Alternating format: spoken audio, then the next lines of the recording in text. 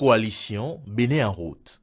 La plus jeune des alliances politiques au Bénin a vu le jour ce 19 août 2017. Son objectif, soutenir les actions du chef de l'État Patrice Talon, qui bénéficie déjà de soutien de taille dans le rang des parlementaires, des élus locaux et des partis politiques. Dès lors, l'opportunité de la création de cette nouvelle force pour le soutenir est diversement analysée. La vie politique doit être animée par les partis politiques. Et de ce point de vue, il n'y a pas de temps, il n'y a pas de calendrier pour qu'on puisse mettre en place une alliance politique. Et donc cela participe à l'animation de la vie politique. Elle n'est pas opportune parce qu'elle n'apporte pas grand-chose au chef de l'État aujourd'hui, qui n'a pas besoin de tel soutien.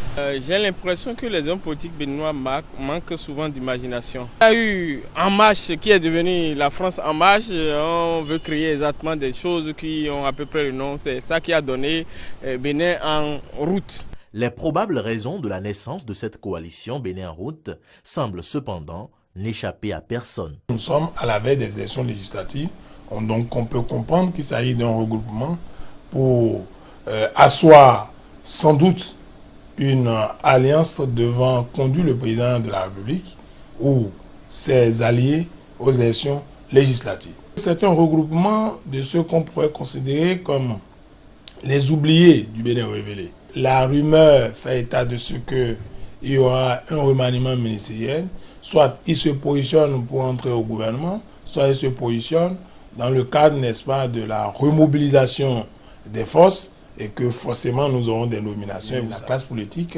elle devient très active quand elle dispose de quelques décrets de nomination, parce que vous avez la possibilité de passer quelques marchés. Quand je regarde un peu en profondeur, je vois qu'il y a beaucoup d'hommes d'affaires, muets en hommes politiques, et qui forcément ont envie d'avoir des marchés, et certains peut-être qui ont envie des postes de responsabilité dans l'administration. Mais quel est réellement le poids de cette alliance?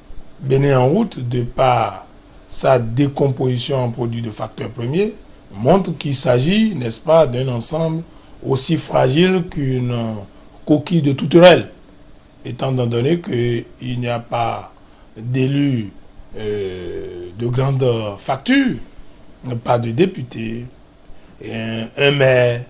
Et ce qui m'intrigue, c'est que à la création de ce groupe le samedi dernier, il n'y avait aucun représentant du chef d'État, ni un député proche du chef d'État, ni de la coalition qui soutient le chef d'État à l'Assemblée. Quand vous prenez le président lui-même, je n'ai pas compris comment il puisse m'expliquer qu'il soit membre de l'UN, il est vice-président de l'UN, parce que, étant président d'un parti membre de l'UN, l'UN qui est un parti qui est dans la majorité présidentielle, je ne vois pas l'opportunité pour lui de créer encore un autre groupe dont il prend la tête. Des observations qui jettent le doute sur leur capacité à impacter la politique béninoise. Donc fondamentalement, ils ne sont pas capables, n'est-ce pas, de vous dire qu'ils sont dans une idéologie donnée. On aurait préféré qu'il y ait des prises de position claires sur des sujets donnés. Même en soutien, ça n'existe pas. Aucun communiqué. Moi, je souhaite qu'ils aillent aux élections, que ce bloc puisse rester ensemble et aller aux élections pour qu'on puisse voir s'ils représentent quelque chose sur le terrain. Parce que c'est des gens épars, c'est des gens qui viennent d'horizons divers, c'est ce que vous voyez.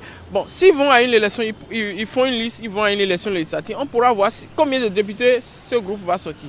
La coalition Bénin en route sait donc désormais qu'elle est attendue au terme des prochaines échéances électorales pour prouver sa légitimité.